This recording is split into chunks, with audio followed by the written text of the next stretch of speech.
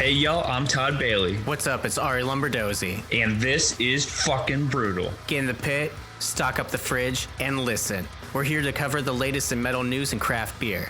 A match made in hell. If it makes you bang your head, then we want to hear it. If it tickles your taste buds, share those suds. Turn it up to 11. Crack open that beer. It's about to get brutal.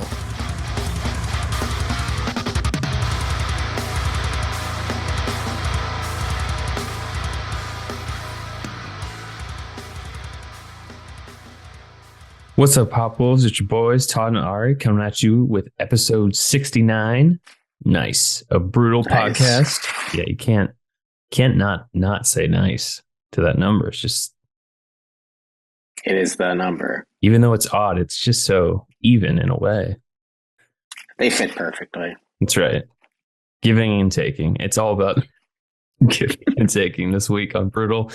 Everyone's winning. Everyone's winning. How's your week been going, man? Seems as though if people are watching this, you are not where you usually are. No, dude, this is actually the back rooms, which actually would be pretty dope. Yeah. I don't know if you're familiar with that. Been pretty obsessed with that lore and liminal spaces. Anyway, you're correct. I am not in my usual spot. I'm in Indy right now, Indianapolis, my old home. I'm back here for the next week-ish, a little over, for work. So I'm excited for that. I'm tired as fuck right now, but want to hang out with everyone. I like to think that I'm on tour with this stuff. Be like, this is it. Like, this is my moment, you know? Yeah. I'm exhausted, beat down, but I gotta do it for the Hopwolves and my boy. But yeah, so I'm here for the next week or so. So that'll be cool. But I was like sick most of the week, which was hella lame. But we're getting better. So nothing too crazy. A lot of lounging and a lot of sulking. No soaking though. No soaking. But what about yourself? It sounds like you had a little bit more luck this week and / going into the weekend. Yeah, kind of a blur with the edits. It's always funny when we get to these points and try to write down how our week was. I like completely blank, like what happened this week. I don't even know. Oh, it's Thursday, it's Friday, like what's going on? But no idea. Recently, last night I should say, I got to see the new movie, which is nominated right now, The Whale, with Brendan Fraser. I kind of always want to see it because like I'm all about his comeback, because both of us are big fans of the Mummy franchise, and he's just a badass person. Super funny too. Yeah. But this was like a really dramatic role for him, and he killed it, dude. Like, it was so much so, like, I forgot seeing him as Brendan Fraser, and that says something. Of course, he's in method acting. Yeah, of course, he's in a fat suit for the movie, but the message behind it, especially how it ties in at the end, is really nice. It's kind of like, I don't know, it made me think of like how on social media you kind of see the worst of people. Right. Because this kind of pertains to his daughter in the movie, whereas he's trying to reconnect with her, and then he still like believes like in the amazing shit people can do, that the good in them. So it was a nice takeaway. It's like, I feel like the problem nowadays is so many people are seeing the worst of people, especially online, whereas in real life people are still amazing, and we're forgetting that. So it was a nice positive takeaway. Other than that, going into this weekend with a little day / night with my girlfriend, Shannon the Cannon. Going to go to Costco in the morning, and then go to Lazarus Brewery afterwards. I'm sorry. All I could think about is old school and be like, got a nice little Saturday plan. Going to Home Depot. Yes. And Lowe's. I don't know if I'll have time. I just don't know. I don't know. But no, we're finally going to check out after Costco, the new Lazarus Brewery that opened up not too far from us. It's got this huge stained glass window on the ceiling, so that'll be dope to see finally. And of course, I've already tasted some of their beer, but I can't wait to see if there's any new ones I haven't tried. And I think they're even making like frozen drinks now, so I'm very curious to see what that's all about. we're gonna check that out, and I think after that, we're gonna maybe order some food and do a little night in watching some Outer Banks and shit on Netflix. Please give the Hopwolves a play-by-play when this is happening. Yes, Like, it's supposed to be something romantic, but you're just consumed with like the live stream to be like, the fans need to know. I'm gonna live tweet through our Brewtal account. People are gonna be like, I thought this was a metal account. Like, what? What's more metal than spending time with your loved ones? That's right. Nothing. That's right. Let's just get into the next thing, dude. I think we both deserve a drink of some sort. Yours, I don't know how I could beat it ABV wise, but I mean, it's slightly lower than mine. So why don't you start things off here? The fact that you think that you can ever beat any of my ABVs is quite comical to me. Because today we're coming in with the Leaf, baby. Gold Peak, real brewed tea. It has the word brew in it, so I figured that would count. Like I had mentioned, I'm super, super tired, and I am staying out a little bit further. Like normally I'm actually in downtown, but I'm like on the outskirts, so I thought that I had like access to more stuff. But anyway, the only thing that was around was the gas station, and everything looked like a fucking hangover.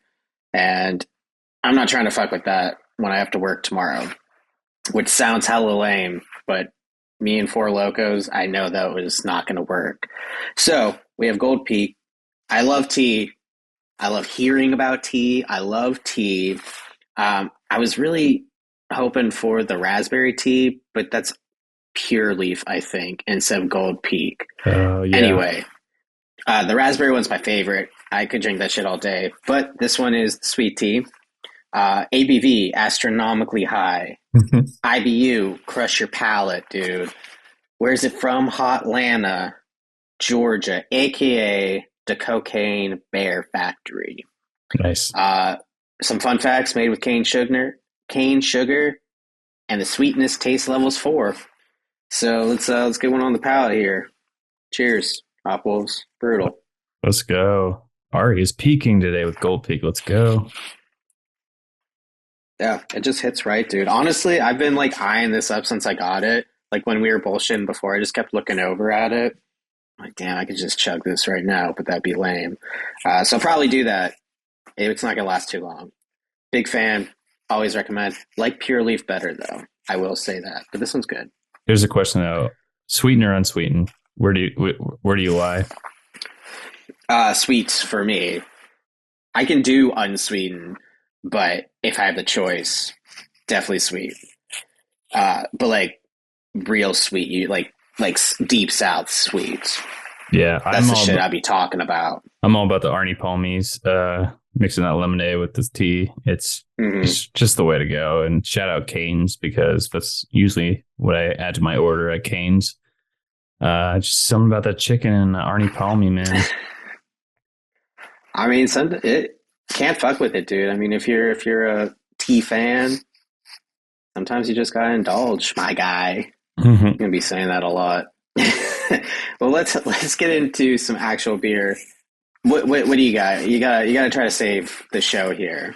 I'm hydrated, so you gotta get at least something. All right. Well, I'm about to level this shit up and graduate, if you will, with my FREETAIL Graduates Lager with key lime. Oh. And I'm holding up the can now. So for those listening, it's kind of like a white backdrop. You got the little bat here for the logo, which is dope. This brewery's in San Antonio. This is coming in at 3.8% ABV. So this is actually from another pick 6, blah, blah, blah. Maybe I'm already drunk. Who knows? Anyway, I'm going to do with a rising ABV, so it does get much higher from here. I'm going to preface that I'm not lying this time, and I do have 0.5. That's my best guess. I do have some beer that is very dark. Right. We all know that happened. I feel like I'll see it when I see it. I'll see it when I believe it. But no, I don't want to see it. Oh, you like, will. That's the thing. I'm it's like, it needs to be that dark, dude. just wait and see, man. Just wait and see. But back to this beer though. Very excited with the key lime flavor to it. It's actually one of my favorite pies. A little bit about this beer though. Why is it called the Graduate? That's a weird name for a beer, right? So the beer itself benefits the STARS Scholarship Fund, which is dope. It actually says that on the can. And so this fund awards scholarships annually to academically talented and high motivated students. And these students are intending to pursue full-time undergraduate, grad, blah, blah, blah, doctoral degrees, all that fun stuff. But what's cool about this is that it's kind of focusing on recipients of all genders, ethnicity, religion, background. So like it's not just going to the rich and famous, which is dope. Good. Just to describe the can for those listening, again, white backdrop, get the logo. All these grads on the bottom of the can are throwing their caps up in the air. So it's kind of cool. It's very festive. All the caps are in like different colors to kind of break up the black and white. Enough about the can. Let's talk about the beer, man. It's kind of a hazy see-through, almost like a kind of like if you're like a what kind of window is that? You know, like those. It's kind of like you can only see through it when you're closer up to it. It's kind of like a blur effect to it, if you will. Yeah. Okay. But it's a nice color to it. Very nice color for a lager. Ooh, I can smell the key lime. Let's go. I'm gonna get a sip right now. Yo.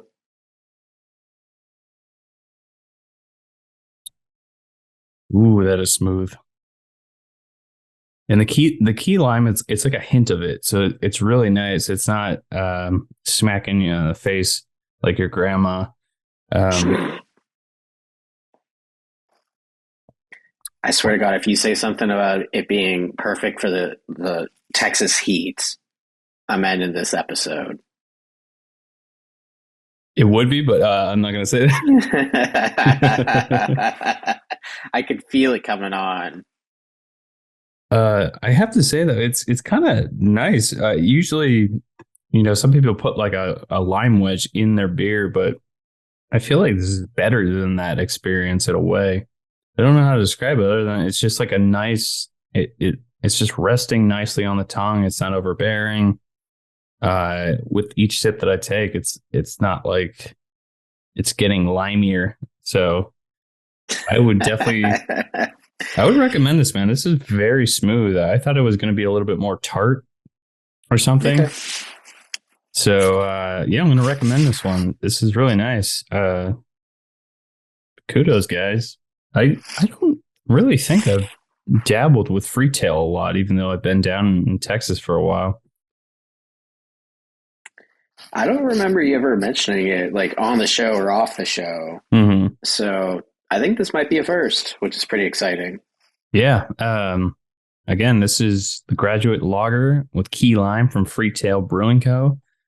down in San Antonio. About to explode. The 210. Let's go. Yeah, that's awesome. I'm really glad I like this. I was a little hesitant because it was only 3.8, but I'm pleasantly surprised. That's what's up. Yeah. Let's keep things moving though. We have a nice metal headline because this is a new metal band from the past that is resurfacing again, if you will, because they've kind of made a comeback before, and this is like a second coming. We're talking about TAPROOT, and the headline is from the PRP. TAPROOT Stephen Richards speaks on the solo origins of the band's forthcoming album, Scissors, and that's spelled SC/SSRS. Why don't you tell us a little bit more about it, dude? Hell yeah, dude. This is exciting. We're both big TAPROOT fans, and yeah, it's always been like a tease over the years, because they were back and then they're gone. And I mean, they are older, of course, and lives happen. But it's cool that they're back. And I mean, with the name and spelling of Scissors, it's got to rip, dude. Mm-hmm. But per the PRP, TAPROOT vocalist / guitarist Stephen Richards has shared some more insight on the band's forthcoming 7th studio album, Scissors, originally intended to be a solo release. Richard himself spearheaded the creative process for that effort, having taken to writing and recording it over the past decade. So that's really cool. Mm-hmm. He's been kind of just working on it in the background. I don't know why, but it just makes me think like they have their album Blue Sky Research, but like he's just in the back, like in the backyard, blue sky. It's always like a blue sky, and he's just right over there. Maybe like I don't know, like a Bob Ross type of painting. I don't know. I'm getting pretty loopy, so we're going to keep it moving. At one point, Richards even launched a crowdfunding campaign to help with the cost of the sessions for it. I like kind of vaguely remember that happening. Same here. I remember like it being mentioned, but we were kind of like, okay, like we'll see the end result when it comes around. And now it is sooner than later. Right, because their last album, what was it, The Sessions? And that I think came so. out in 2012. So it has, in fact, been a decade, more so. But to keep that moving, with the backing of his bandmates, he eventually decided to shift the material over into the Taproot lane, which is always exciting, leading us to the forthcoming September 29th release date of said album via THC Music /Amplified Distribution.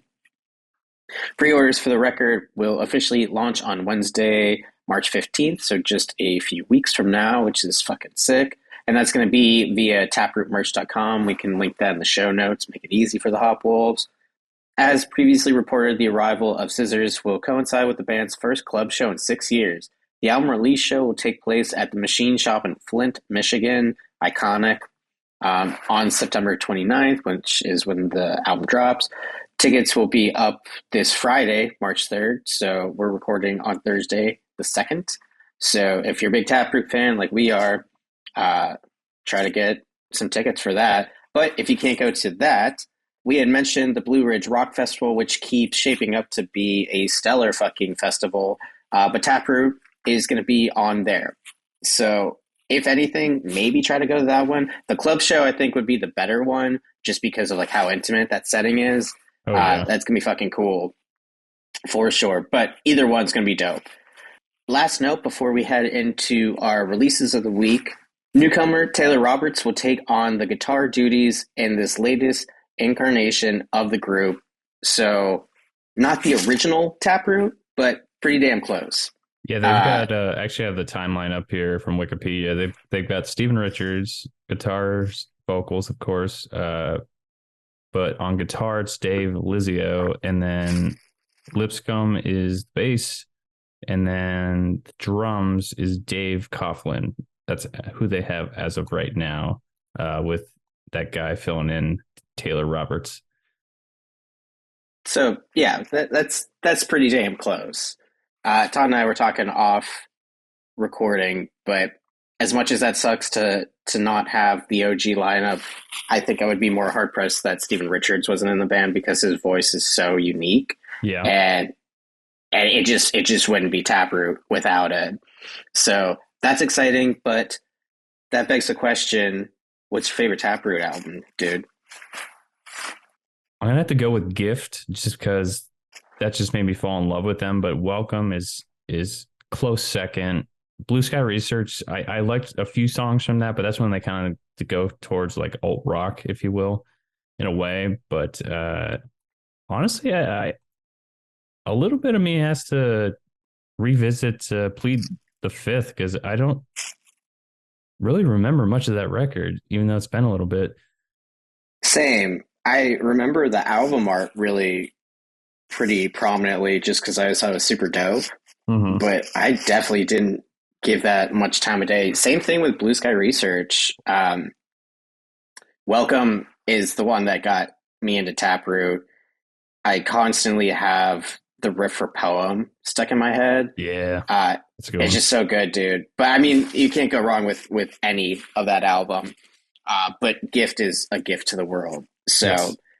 If you're going to check out any Taproot, probs, the first two, but it's worth checking out the whole discography. And there's not that many albums, so that's like an afternoon listen. But in addition to that, let's get into the albums of the week. It's again, it's Thursday, so it's going to be a little bit different, but take it away, Todd. Got some some heaters again. Yeah, so this is an incomplete list as of Thursday night. Clearly, there's going to be more dropping, so we'll probably have a full list of 20 albums. It seems like we're doing nowadays. There's so much coming out. But Yes. we have 9 on the list right now, but we have some good ones. Starting us off, we have Gift from God with their album Digital Red. After that, we have Earthgroans with their album Tongue Tied. After that, we have ENTHEOS with their album Time Will Take Us All. Then we have a joint album. This is kind of cool. Full of Hell and Primitive Man joined together with their album Suffocating Hallucination. After that, we have a hardcore band called Fury of Five with their album Half Past Revenge. After that, we have Maggot Crown. I actually really like this band named Maggot Crown with their album Apparition of Faces. I got to see the album art for this band. It looks pretty dope, so check that out. Hell yeah. After them, we have Razel Got Her Wings with the album Reaching Serenity. Then we have the band Scissor Hash with the EP Hash Slinging Slashers. Say that 10 times fast. Last but not least, we have VISCERA with their album Carcinogenesis. I believe we had one track, if not 2, on previous playlists. Very much looking forward to that. But as always, is there a highlight from this list that's kind of piquing your interest? Gold peaking, actually. Thank you for mentioning that. Yeah, so of course, haven't listened to any of these yet. Well, that's not true. The Brazil Got Her Wings, that one was dope. But that was it. I'm super interested in the Full of Hell and Primitive Man. I think it's a split. I don't know. Like it's the 2 bands. Yeah, I can't tell if it's like both of them combining forces on each song, or if like one, if it's a true split or not. I can't tell. I don't know, man. I listened to one track and it was hella weird, and I loved it. I know Full of Hell is going to be on tour with the Acacia Strain pretty soon. Those are going to be some wild fucking shows because they're going to be filming the entire tour. Oh, that's cool. Yeah, that's right. Yeah. And that actually starts like either next week or like at the end of this week. But anyway, I'm really interested for that one. I'm also pretty stoked for Earthgroans, which I've like kind of been getting into. Like I've never been a big fan of theirs, but I remember you have showed me them. We feature them on our playlists, and my buddy Ryan, aka Ozzy, is a big fan of theirs as well. So they've definitely grown on me. Nice. So I'm excited for that. And ENTHEOS, that one will be cool. I was just reading that. Oh my God, I am totally blanking on the drummer's name. But phenomenal drummer. Forgive me for that. But he's doing like studio work for JFAC and like Machine Head. Is this the drummer from which band? Sorry, this is from ENTHEOS. Okay. Super, super talented. But I'm excited for that. But the one I am most excited for would be probably VISCERA's new Jim Jones motherfucking Kool-Aid. Yeah, the two singles have been stellar. I've seen like a few reviews and they've been favorable. But I can't not say points to Scissor Hash for my favorite EP title of the day with Hash Slinging Slashers. You wait till you see the song titles. Oh my God. Just wait. I can't wait, dude. I love, I'm sure I've said it on this show before, but SpongeBob's my favorite cartoon. So almost anytime there's like a SpongeBob reference, sign me up. You know what, too? Since we just talked about Taproot, there's a lot of scissors in this episode. Listen, I said this before. A lot of giving and taking in this episode. Nice. Before we get too far down that rabbit hole, I am probably going to go with VISCERA as well. I really liked their debut album. Mr. Jamie Graham, dude, on vocals is really sick. And I like that he's kind of switching it up. It's just not all screams with him, which is dope. Other than that, I don't know. Gift from God was really interesting when we featured them on a playlist. So I'm very curious to see what a whole album from them sounds like. So I'm going to have to go with those two. Those two are kind of piquing my interest. Like you said before, though, Razel Got Her Wings is really, really good. They like recorded like a live harp in studio Oh just yeah. just for that album. It's been years in the makings. It actually features members from other bands, which is dope. I just can't think of them off the top of my head. But they finally got an Instagram up, so you can go follow them, go check them out. But let's keep this thing rolling, dude. Next up, we have our certified brutal bangers playlist. Let's go for it. At number one, again, this is what has released so far as of Thursday nights. We have the song "The Basilisk," and this is from the Mid Six. This is a somewhat super Love it. group, but what's funny is they actually release something because they don't really have anyone fighting them. Right. Yeah, this features multiple members, but here are two of them, which actually are on the track featured. There's so many other people on it, but they mentioned Preston Graff and Zach Fowler. I personally don't know what bands they are a part of, but that's okay. That just means the learning experience, and we're going to find out. After that Yes, sir. song, we have Stillborn from the band Mazarek. Then we have the song Crows from Oracle Spectre. We featured them before. After that, we have the band The Wandering with their song Repentance. Then we have the band Severance with their song Human Error. After that, we have Svalbard, which I hope I'm saying that right, with their track Eternal Spirits. Then we have Paleface Swiss with Best Before, Death. After that, we have Vamachara with How Long Until It Kills Me. Then we have Chamber with a new track, Tremble.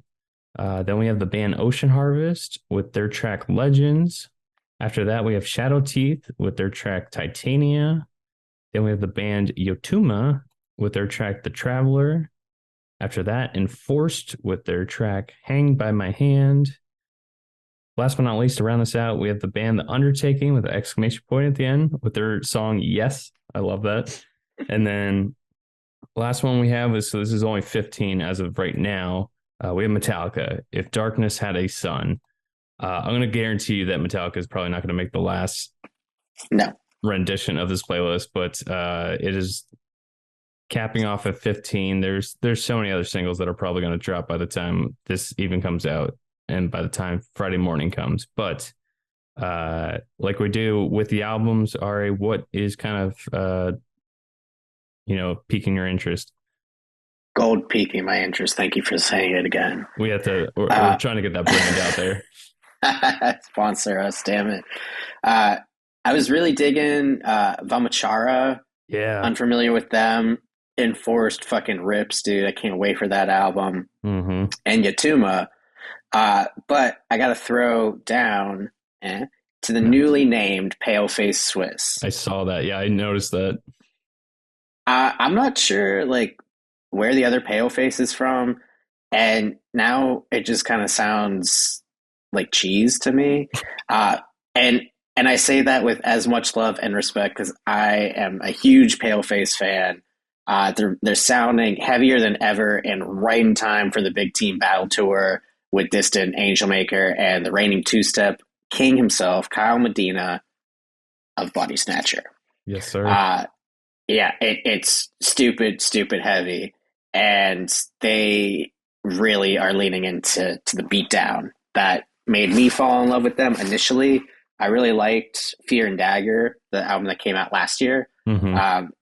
But it was a little different, not in a bad way, but this just made me like re-fall in love with the band. And those shows I've been seeing a bunch of posts are insane.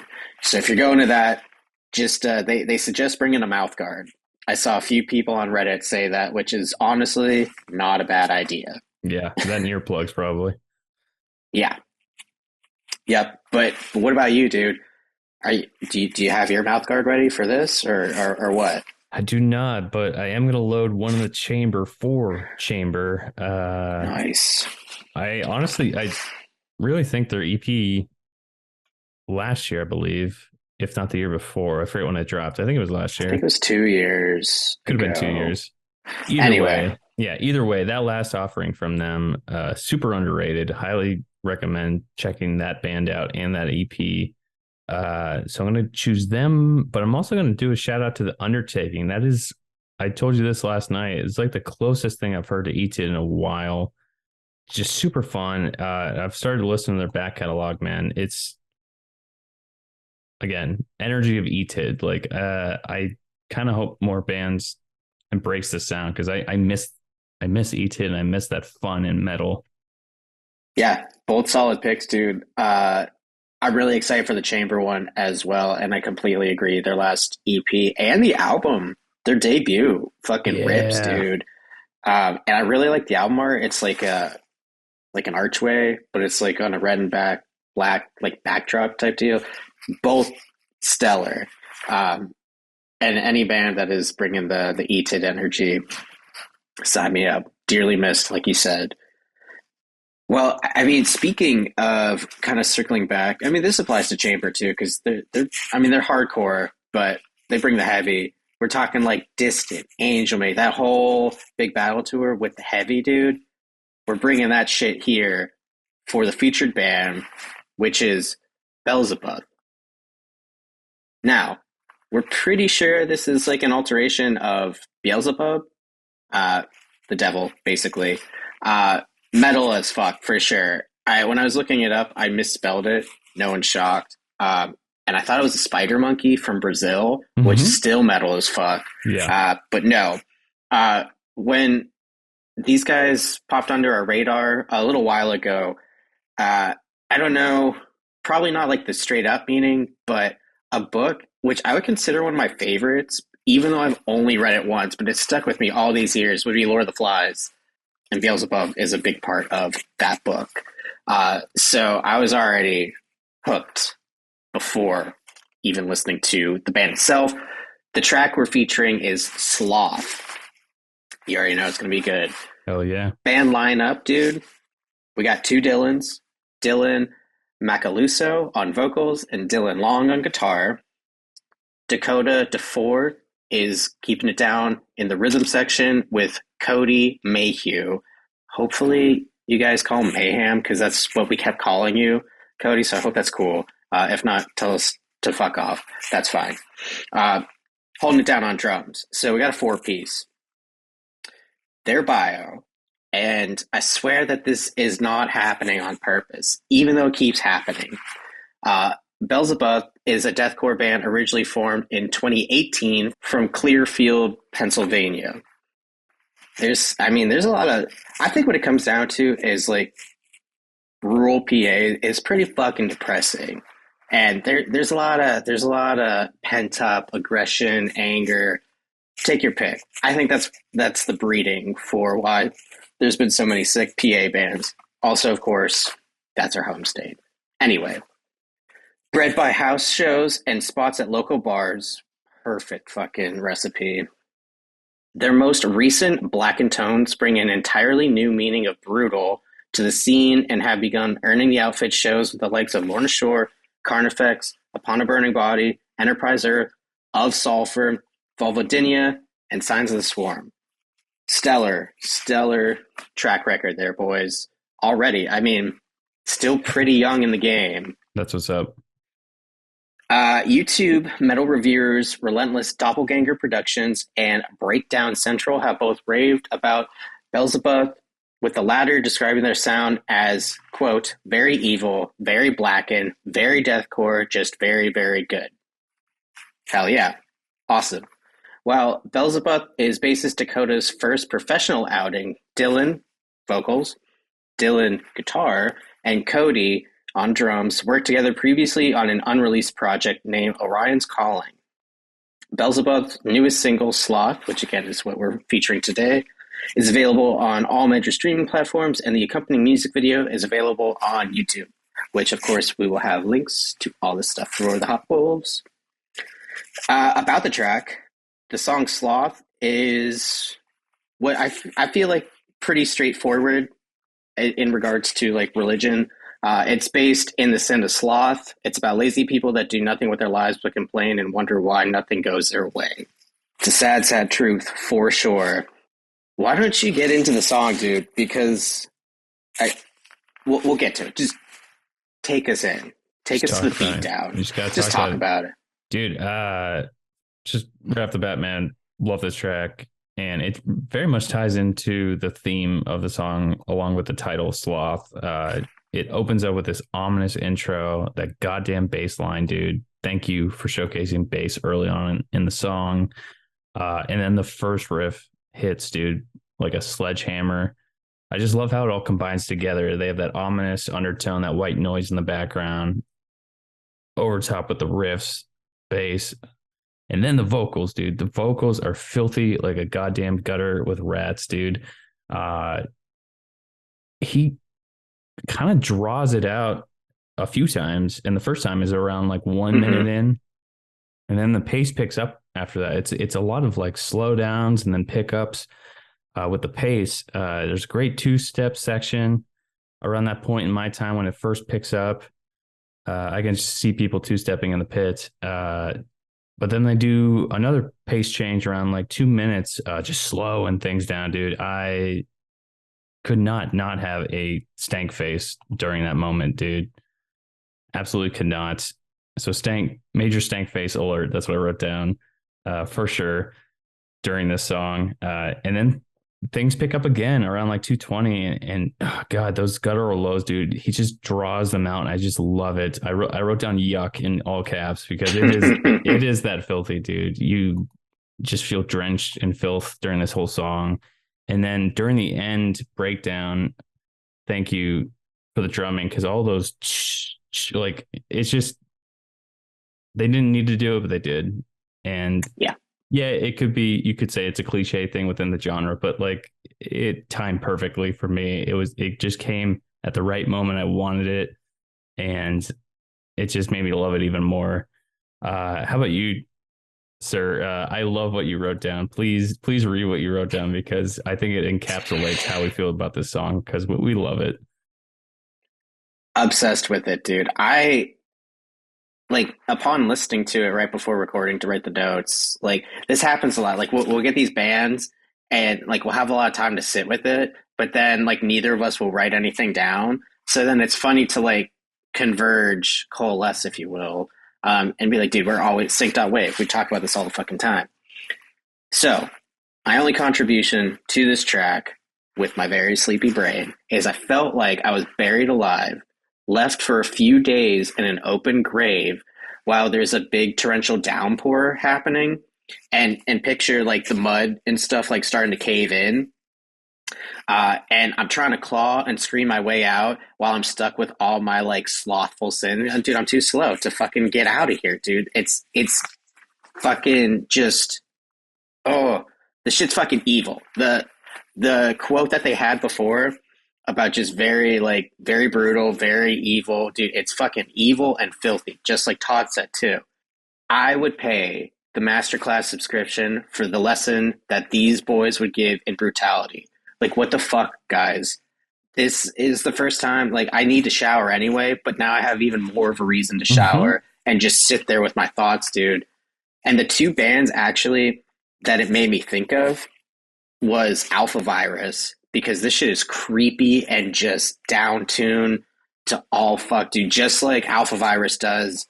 We've both loved their latest EP and their previous work. It's stellar. BELVEBUTH is doing the same thing. It's amazing. And then the first time I heard of Acacia Strain was in Revolver magazine. I'm dating myself. But the description of the Acacia Strain was 4 guys on stage trying to fucking mosh with each other and like punch each other out. That's what I feel like this whole thing, dude. It's one big breakdown. It's a big breakdown and a 2-step section. It's insane, dude. Like this type of shit is exactly what I want from deathcore. Yeah. It's just sludgy, filthy, nasty. Evil is the best way to put it. And they didn't put it in the notes, but I do know that the boys, the BELVEBUTH boys, they have their first album. Their debut album's coming out, I think it's in May. It's pretty soon. And if this is the type of heat you're already bringing, they've got a few other tracks too. Could be album of the year, dude. Definitely most brutal. Holy fuck. Yeah, man. They're bringing it. Whatever's in the water in fucking Clearfield, PA, dude. BELVEBUTH, thank you. for giving us this evil offering. Let's keep this rolling, though. This is what's fueling them, man. They said, as far as a favorite drink, we fuck with Bud Light and Black Forge Coffee. What a combo. Hell yeah. Black Forge Coffee, they're a local coffee shop, so shout out to that. They're in Pittsburgh, where Arie currently lives. That also puts out metal shows. That's what's up. We love that combo. Keep it black. Keep your coffee black and filthy and high caffeine, high energy. Along with drinks, need it. along with what they're drinking, we also asked each band what they're jamming as of late. So along with what they're drinking, we also asked these bands what they're jamming. And so they picked the bands, and Arie picked these tracks for the bands that they picked. So we have Filth with Mirrors, great starter. After that, we have Distant with False Gods. Then we have The Breathing Process. That's a PA band with their track Metamorphosis. After that, we have Lorna Shore with Flesh Coffin. Then we have the Black Dahlia Murder with Climactic Degradation. Then we have another PA band, Gloom Doom. That's 2 words combined with their track Anxiety. Then we have Chelsea Grin with Kruka Banger. That is a deep cut for sure. Then we have Kings and Thieves with their track Smile of the Sinner. After that, we have Bro Job with E-Girls Are Ruining My Life. And then last but not least, we have Falsifier with I Am Death. That's a good playlist, dude. Good fucking playlist. We love all these bands y'all picked, dude. And we love that you're showing some PA love. Yeah. We've actually, I don't know, we've kind of seen a rise in a lot of bands from PA. Like we have Sleep Sculptor, I can think of, and a few others. So I would love to see the scene there thriving.